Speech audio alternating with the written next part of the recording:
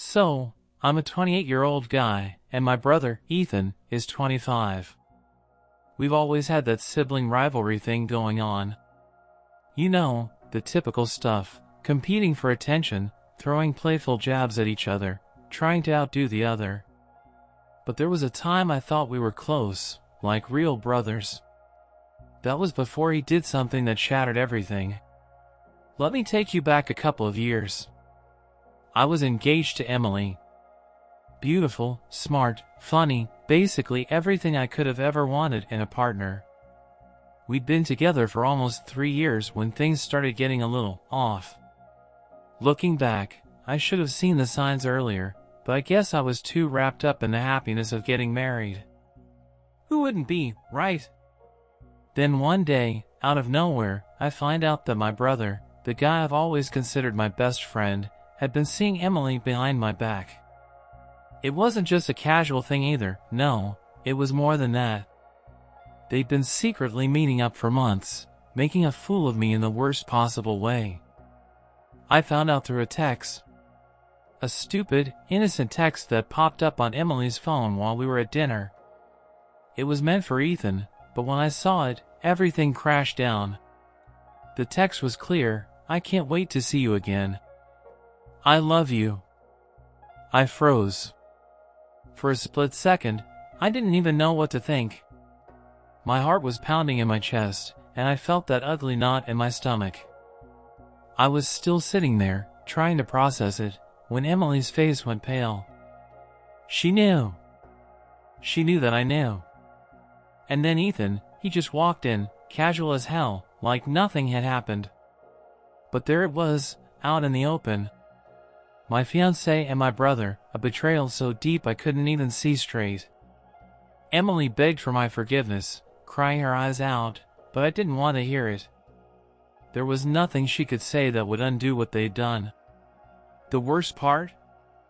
I didn't even feel angry at first. I felt numb. I didn't know how to process the fact that the two people I trusted the most could do something so twisted.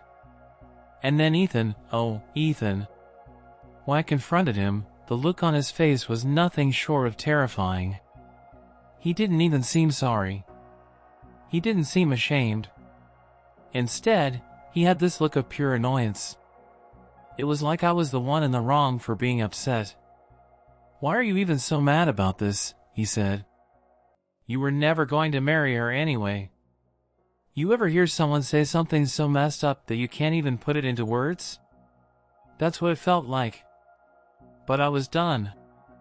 I couldn't stay with someone who had no respect for me or my family. So, I called off the wedding. Just like that. Emily tried to fight for us, tried to tell me it was a mistake, but I'd already made up my mind. Ethan, though, he was quiet after that. He didn't say much, but I could feel the shift in him, the coldness that had always been lurking beneath the surface. And at that point, I knew something else was coming. Months went by, and I thought I was moving on. I started focusing on myself, really digging into my career, and just being away from all the mess. I focused on getting my life together, better job, more money, better lifestyle. Honestly, I didn't care if I was single for the rest of my life. But life has a funny way of throwing you a curveball when you least expect it. And that's why I met Sophie. She was different. I can't even explain it. She was confident, driven, and had this magnetic energy. She was a force of nature, and after everything that happened with Emily, I didn't think I'd ever find someone like her. But I did. And the more I got to know her, the more I realized that this was what I'd been missing. She was everything I never thought I'd have. She was successful. Like, crazy successful.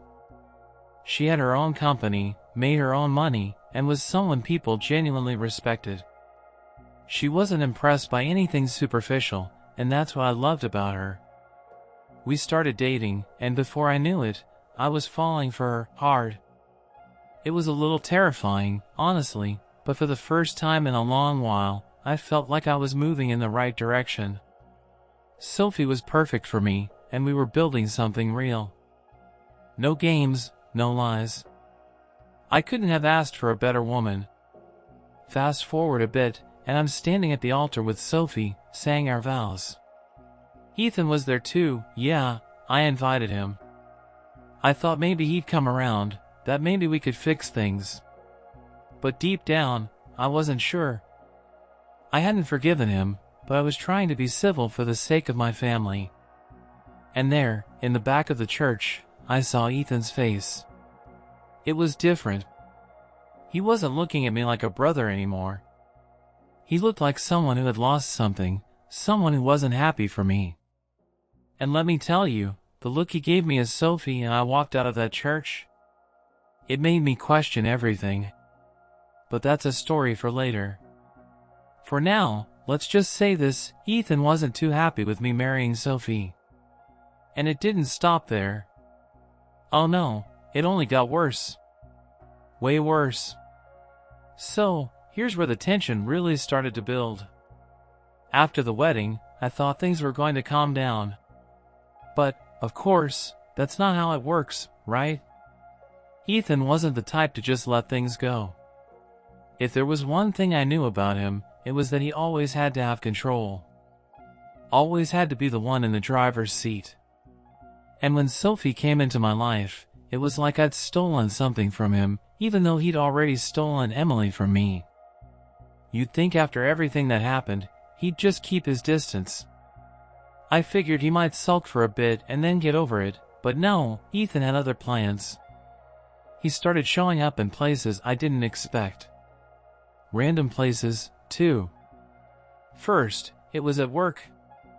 Yeah, he just happened to show up one day while I was in the office, acting like it was all perfectly normal. He wasn't even there for any real reason.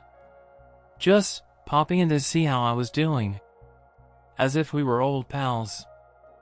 I didn't buy it for a second. But it didn't stop there. Next, he showed up at our house. At first, I thought maybe it was a coincidence.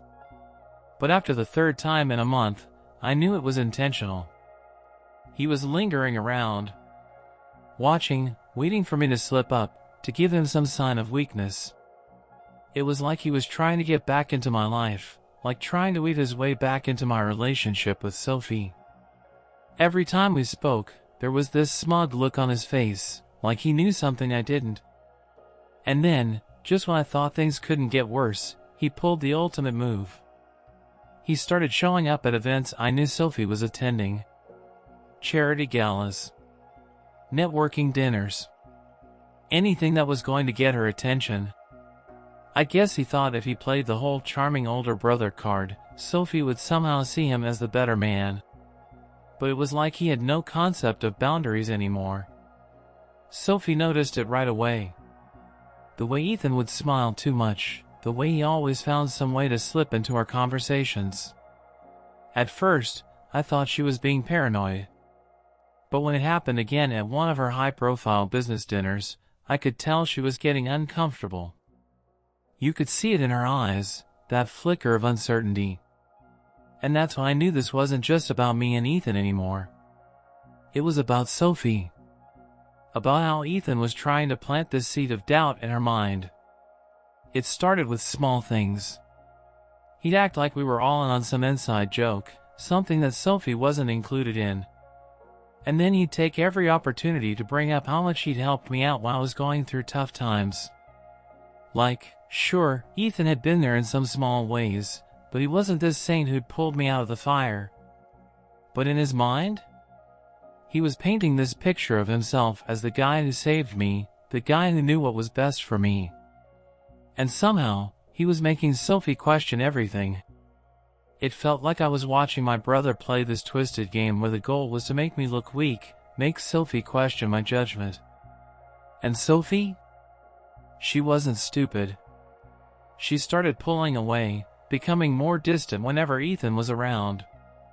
She was polite, of course, but I could see it. I could see how his presence was throwing her off balance. She didn't want to say it, but I could tell she was starting to doubt whether I was the man she thought I was. Then came the ultimate move. We were at a charity event one night, Sophie, myself, and a few of her high-profile colleagues. Ethan showed up, as expected. He always knew how to get an invitation, always knew the right people to make it happen. But this time, he wasn't just playing the charming brother act. No, this time, he went for the throat. He found a way to corner Sophie, alone, away from the crowd. I don't know what he said to her, hell, I don't think Sophie even fully knows, but when she came back to me that night, there was this look on her face. She was pale. She wasn't smiling. And that's when it hit me. Ethan wasn't just trying to get back into my life. He was trying to destroy it. To destroy my relationship. To destroy everything I had built with Sophie, because in his eyes, I didn't deserve her. I didn't deserve this life. I was just some guy who had the audacity to marry the woman he wanted, the woman he couldn't have. I tried to talk to Sophie about it, but she wouldn't open up. She was distant. The next few days were tense. I tried to keep my focus on work, on keeping things calm, but I could tell something had shifted between us. And every time I saw Ethan, every time he flashed that smirk of his, it was like he was waiting for me to break. It wasn't just that he'd stolen my fiancée. It was the way he kept poking, kept trying to get under my skin, making Sophie feel unsure, making me second-guess everything I'd worked so hard for. I was losing control. The guy who had been so sure of himself, so confident in his new life, was now questioning everything. And Ethan? He was just getting started. Things started getting out of hand fast. It was like every time I thought things were settling down, Ethan would show up and stir the pot again. He wasn't playing by any normal rules anymore, he was playing dirty, and it felt like he was intentionally trying to sabotage everything I had with Sophie. At first, I tried to ignore it. I thought, it's just my brother. He's probably upset. He'll move on eventually. But as the weeks went by, the little things started adding up. The constant surprise visits, the way he'd show up at events I knew Sophie was attending, pretending to be supportive. I could see through it, but Sophie? She wasn't as used to dealing with him as I was. She was more diplomatic. Maybe too diplomatic. Every time I brought it up, she'd brush it off. He's just trying to get back in the loop, she'd say. He's your brother. But I could tell it was wearing on her. Every time Ethan would pull his crap, I saw her retreat a little more. And it hurt, man. It hurt to see my wife, getting uncomfortable in her own space because of my brother's behavior. And let me tell you, I was walking a fine line. I loved Sophie more than anything. But I also loved my family, or at least, I used to. I didn't want to lose her because of Ethan's bitterness. I didn't want to lose him either, though. I knew that if I pushed him too hard, he'd turn it into some massive, dramatic thing. He was already good at turning everything into a circus, especially when it came to our family. I knew deep down that if I didn't take a stand soon, I could lose both of them. But the tipping point? Oh, that came in a way I didn't expect. One Friday night, Sophie and I had planned a quiet dinner together. Nothing fancy, just the two of us, reconnecting after a long week of work.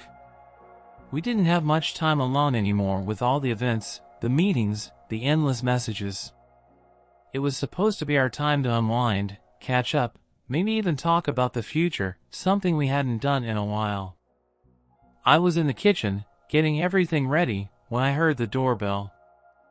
I wasn't expecting anyone, and when I opened the door, I saw Ethan standing there with a smirk that made my blood run cold. "Hey, man," he said, like it was completely normal for him to be standing at my door uninvited. "I just thought I'd stop by. I figured we could hang out." I stood there, frozen for a second, wondering if he was actually serious.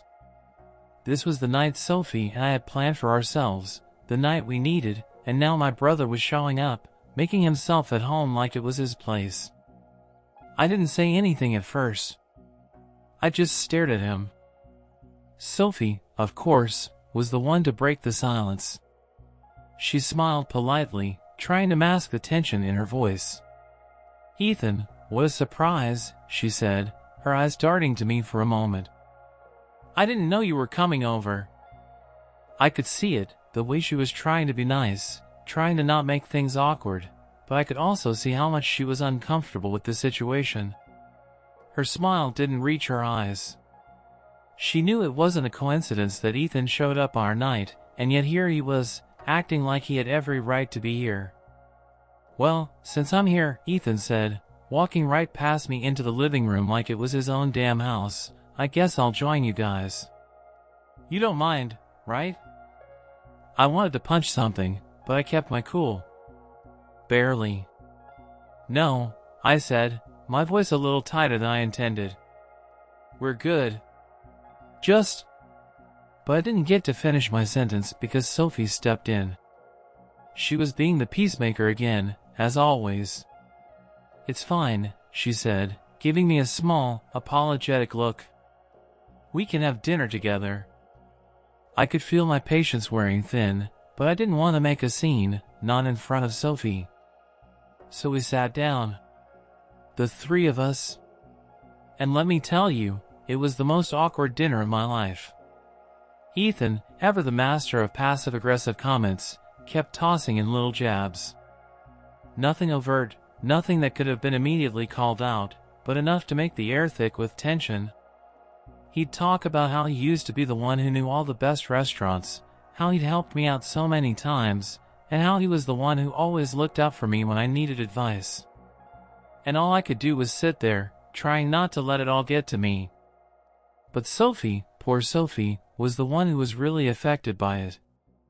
She was trying to smile, trying to engage in the conversation, but I could see her getting more and more withdrawn as Ethan kept pushing. I could see the change in her eyes, the little flicker of doubt that was starting to creep in.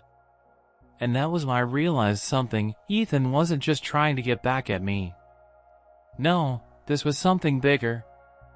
He was planting seeds, trying to get Sophie to question everything about our life together. Everything about me. I didn't know what to do. It wasn't until after Ethan left that night, grinning like he'd won something, that I saw the real damage he'd done. Sophie was quiet. So quiet. Too quiet. "I don't know how much more of this I can take," she said, barely above a whisper, when Ethan was finally gone. And that, right there, was the moment I realized just how much my brother had already won. Ethan was tearing apart everything I'd worked so hard to build. And Sophie?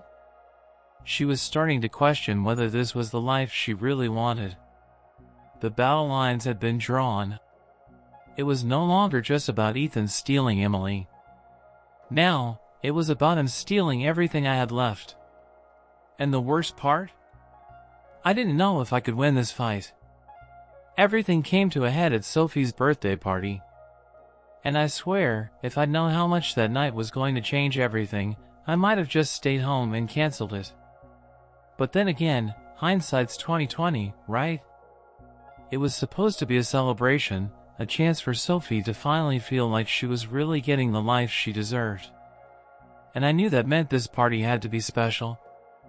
We rented a swanky venue, got a live band, the whole 9 yards. People from her company, a few friends, some of her closest colleagues.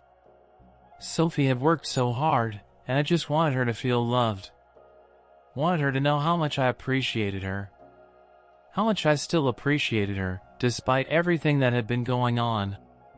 But Ethan, of course, showed up uninvited. I should have known, right? The guy had been making subtle moves for weeks, and he was relentless. But this time, he came in like he was the one hosting the event.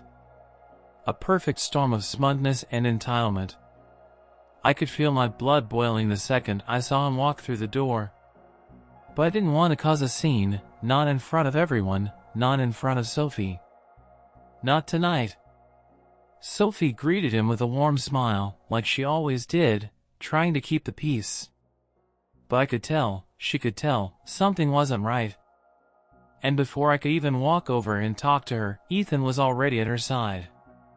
Making small talk, laughing too loud, saying just the right thing to make her look at him like he was the one who had always been there for me. And not in that playful way. No, this was different. He was trying to make it seem like I was less than him. That Sophie needed to see him as the real person I could never be. And the worst part? She started to buy into it. I could see it in the way she looked at him. The way her eyes wandered. It was subtle, but I wasn't blind. Ethan had worked his magic again. I could feel the shift in the air, like a weight pressing down on us, and I wasn't going to let it happen. Not this time. So, I pulled Sophie aside. "Hey, babe, can we talk?" I asked, trying to keep my voice steady, but the tension was thick. She nodded, but there was a flicker of hesitation in her eyes. "Yeah, sure. What's up?" "We need to talk about Ethan," I said, voice barely above a whisper, my hands clenched at my sides. "I can't keep pretending like nothing's happening, Sophie. He's not just here to celebrate with us. He's trying to mess with our relationship. He's trying to make you doubt me." She looked away, trying to hide her frustration. "I don't think it's that simple, though. He's just..." "No, Sophie, it is that simple. He's been playing these games for months. He thinks if he gets close enough, you'll start questioning everything. Start questioning me." She was quiet for a moment, then finally met my eyes, her expression softening. I don't know anymore, okay? He makes me feel like I'm stepping into a world I don't belong in. Like I'm not part of your life, not really. That hit me like a slap in the face. "Don't you ever think that?" I said, my voice sharper than I meant. "You're my life, Sophie. No one, not even Ethan, gets to take that from us." She opened her mouth like she wanted to say something, but the words died before they left her lips. And then, just as I thought we might actually be making progress, there was a voice behind me. "Having a little chat, are we?" Ethan's voice was smooth, too smooth, and I knew instantly that whatever came next was going to be bad. I turned to face him, jaw clenched, fists at my sides. He had that look on his face again, the one that made me feel like I was the problem. "What the hell, Ethan?" I snapped, my patience finally breaking. "What do you think you're doing here? Why are you still trying to insert yourself into everything?" He smirked, glancing over at Sophie, then back at me. "I'm just trying to make sure Sophie here knows what kind of man you really are. You know, the guy who couldn't even keep his first fiancée around." His words were like daggers, sharp and calculated. Sophie looked at him, her face a mixture of confusion and hurt. "Ethan, stop it. You don't." "No," I cut in, stepping in front of her. "You've done enough, Ethan. You're not going to turn this around on me. You're not going to make her think I'm the problem here. We're done. Stay out of my life. Stay out of our life." Sophie looked between us, her eyes wide, her voice trembling. "What is going on? Why are you two fighting like this?" That was it. The moment I realized this had gone far beyond just me and Ethan anymore. He'd taken it too far. He'd made this all about Sophie, about twisting everything until I was the villain in my own life. But I wasn't going to let that happen anymore. "Ethan, you've crossed the line," I said, my voice low but steady. "You've been trying to tear us apart for months. And I'm done letting you win." I saw Ethan's smirk falter, just for a second. And that was the moment I knew he realized something. He'd messed up. He hadn't just made a mistake with me. He'd gone after the one person who was untouchable, Sophie. And now it was time for the truth to come out. "I'm done," I repeated, staring him down, my fists still clenched. "You've hurt enough people. And it ends tonight. For the first time in a long time, I felt like I was in control. I wasn't going to let my brother destroy everything I had worked for, not now. Not anymore. So, after that night, everything changed. I'm not going to lie, the road didn't get any easier, but at least there was a sense of clarity that I didn't have before. Sophie and I spent the next few days talking, really talking. We laid everything out on the table, everything that had been weighing on both of us. We talked about Ethan, his games, and the mess he'd caused. And we talked about us, about how much we meant to each other, how we couldn't let anyone, not even family, tear that apart. I'm not saying it was smooth sailing right away. There was a lot of healing that had to happen, not just between Sophie and me, but within myself too.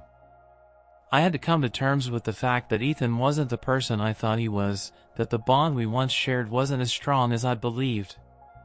But that night, when I stood up to him, when I finally set that boundary and made it clear that I wouldn't let him tear me down anymore, something shifted inside me. I felt like I was finally taking control of my life. As for Ethan, well, after that confrontation, things got a lot quieter between us. He didn't show up at my place anymore, didn't pop in at work uninvited. He tried a few more passive-aggressive moves here and there, but it was clear that the game had changed. I wasn't going to play along anymore.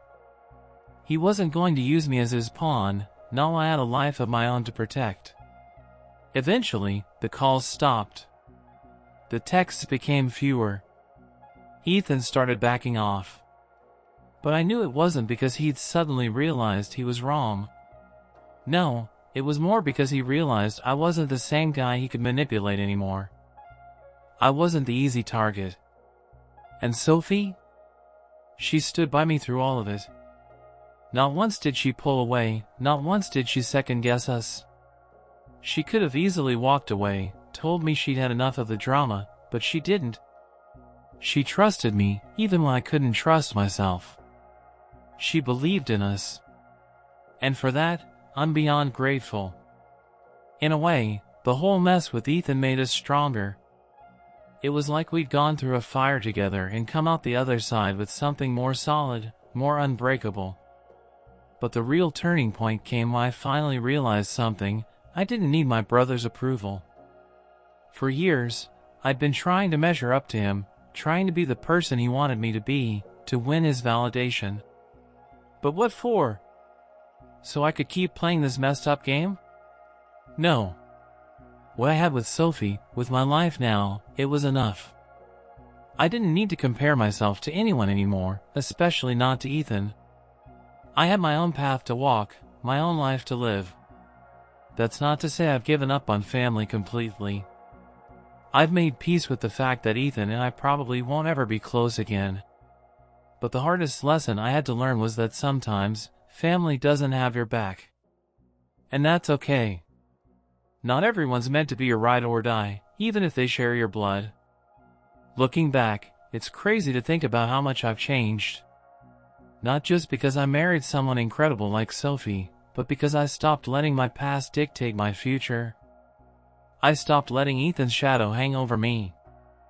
I started doing things for me, for my family, for the life I wanted to build with Sophie. I stopped trying to fix things that weren't mine to fix. And once I did that, things started to feel like they were falling into place. The funny thing is, Ethan never really understood why I stood up to him. He couldn't. Not because he's stupid, he's far from it.